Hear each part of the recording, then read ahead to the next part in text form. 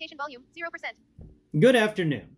This is Blindformers. I am Blind Prime, and for today, I have for you Transformers War for Cybertron Siege Shockwave. Well, it's Galactic Man because this is the Generation Selects model, but it shares the same mold type with Shockwave. Here's a comparison with Bumblebee. He's right here. Look at him. He stands up all the way to the waist of Shockwave. He's even got this cool blast effect. Shockwave can shoot him with one of his mini guns. He's got all these crazy little gun arms here. Just pew pew. We're set him off, Bumblebee off to the side because we're going to discuss height after we de-armor him. At armored mode, he stands at 23 studs tall, and de-armored mode is not much taller, not much shorter. In armored mode, he's got 14 siege ports. 14 siege ports. And, you know, he's also got this really crazy octopus thing going with these extra arms. No one's ever done this. Okay, no other Transformer gets extra arms as part of their accessories. That's cool.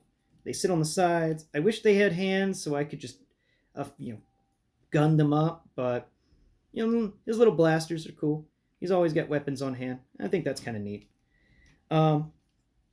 All right, so let's start with his transformation, or at least de-armoring him. So first off, you want to remove each of the shoulders,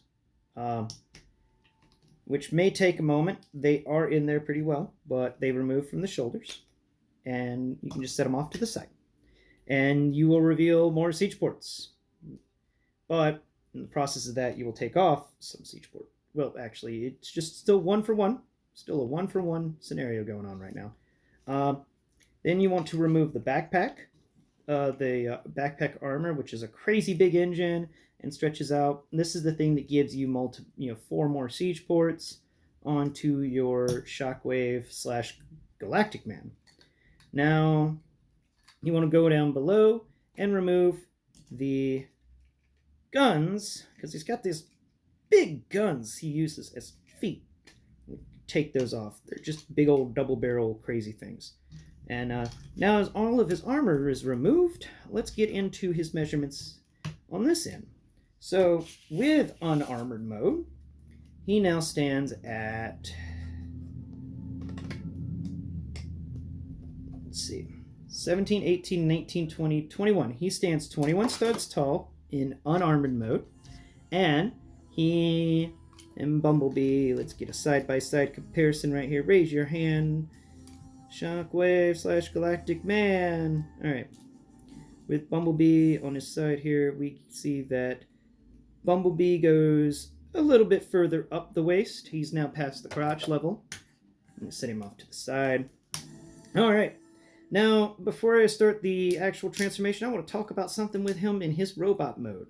Because right now he did get de-evolved just a bit, at least in the sense of ports wise. So that's 4, 5, 6, 7, 8, 9, 10, 11, 12. He's got 12 ports in this mode, so when you include his armor, he gets a full 2 extra ports. Weapons galore, weapons galore. He's got this cool little hose thingy that sits off from his backpack and connects to his hand. I like it. I think it's cool. And the best part about this guy, I wish he had some side swivel ratchets. He does have the effect that Ultra Magnus has with wanting to do a split, but this is much tighter. But what I wanted to focus on is he's got ratchets in his knees, good ratchets, and ratchets in his hips. They're good ratchets. This guy's got all sorts of ratchets. It does make you can't, the ratchets do interrupt the posability of him, but it also allows for posability to stay in effects. And honestly, Shockwave is just really cool. In the G1 continuity, he was the second in command for the Decepticons that Megatron left on Cybertron whenever they went to chase down the Autobots and went to Earth. In IDW, I appreciate that more because it's tragedy. See, he was a senator, and he was a very kind senator who really thought about the lesser people in Cybertron, the lesser robots, and he really wanted to make them more, greater, equals. So he really fought for equal rights and equality and stuff like that. And other senators didn't like that. They liked making money off of others' suffering. And they kidnapped... Hi, Cream! They kidnapped him and reworked his brain and gave him a full lobotomy and turned him into an evil sociopath bent on using other Transformers in science experiments. Pretty crazy. So, let's work on the transformation now. So first off, you want to pull off the front of his form and fold his head inside his chest. And once that's done, fold it closed. You'll see if you do it right, his eye will poke off out of the top, but there'll be a recessed area there. Next up, raise both of his arms. Well, first off, take that little hose I discussed earlier and move it. Okay, yeah, stay there, Cream. And then raise both of his arms all the way up in the air, like that. And make sure they're almost connected, but not quite. They don't have anywhere to connect, but that will happen anyway. So after you've raised both arms, take his backpack and lift it up. The backpack actually splits. So we have to first separate the arms for a second, bring the backpack through, lay it all the way down across his chest, close the arms back up over the bar, and now there is a hinge on the side of the backpack that allows half of the backpack to open. And it opens like a flower. It spreads all the way apart. Once you've opened it like a flower, put one side of the backpack where you can feel that there's a bar, twist it around, and you can lay both of the arms in there on either side of that bar. And then you just close up his backpack like closing flower. And once you've done that, you notice that both of his arms fit in there nice and snug. It's a little loose, but it's very, very snug. Then rotate his hips 180 degrees. And after you've done that, you want to then take the inside of each leg and you want to fold it out. This may take a moment to do, but where that siege port is, right below it, you feel a hinge. So you want to feel up above that hinge and find something to grab it. This part is actually kind of tricky, but once you get it on and get it out, it's good. So it's all about just getting it undone. Woo! This guy sticks in there well. Oh, there we go. All right, I think. Did I pop it out? Oh my god. You do not want to transform. There it goes. Okay. The best thing to do is reach from the top near the knee. You could feel where there's a little pokey bit. Just push down on it and the entire thing will swivel out of the way. My bad. That is a lot easier to do. Look at that. Both pieces swivel out of the way. And now that both pieces are swiveled out of the way, you can fold, make sure that you keep these pieces out of the way by unfolding them a little bit. Fold the the lower leg actually slides up and into the upper leg. And once that is complete, we can then do some more cool things. But first off, we have to make sure everything is level. So, on the other side, make sure that you do the same with taking the lower leg and folding it into the upper leg. And then those two pieces that we removed that have the siege ports on them actually combine together on the other side of the leg. So we're doing that right now. Make sure you fold them both out, and they are completely folded out, and they're not playing any silly little games with you like this one is. There it goes. Okay, both of them are completely folded out. Their panels, they have a bunch of male connectors and female connectors on each of them. You want to make sure you put the pretty sides that are polished on the outside, and then they just kind of snap together. Make sure that the legs have also kind of snapped together, and there we have it. We are done. You can then take this hosey thing and you attach it right there to the side of what's obviously now a command port thingy. There it goes. Just fold it forwards and make sure it snaps into place. It's a loose snap, but there you go. There's him transformed in his crazy spaceship mode without any of his extra armor pieces. All right. Now, let's put on the extra armor pieces, shall we? So first off, you want to attach the big engine thingy that we talked about earlier that had the 4 extra ports on it that was on his back, it's just going to put back right in the spot where his back was. So just put it right back on his crazy big backpack. And make sure that you have rotated the lower bits correctly and folded out the little bits that are there. Huh, I guess the cat left. And do the same with the other side. Fold both of them out, and then they just snap into place.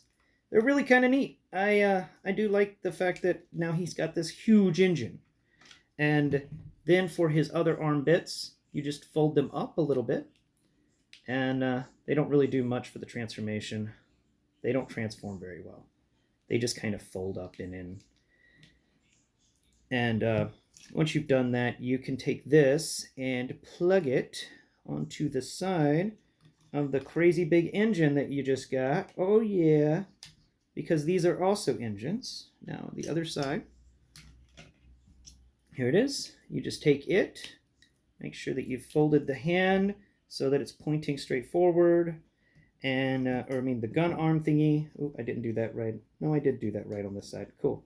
And just make sure it's all together, and plug it in. There's a real way to do it and a not real way, but because of some weird factory defect with mine, I have to do it this way, or else everything is super loose and it flops all over the place. And it's not very fun for anybody. And then for the rest of him, you've got these 2 little blade, his side leg compartments, which each can snap into place on the outside male plugs for this guy. There we go. Snap each of them in place, and now he's got all sorts of weapons and extra engines. He's got crazy boosting power, but that's the problem though. For me at least, they like to fall off. No matter which way I transform this guy, there's just something up with them. They kind of just fall off. So let's put that one back on. There it goes. All right, let's do some sizing. So first off, we've got Cliff Jumper here. Cliff Jumper is going to, if you put Cliff Jumper on top of him, he can go from the engine all the way almost to the front. To the middle.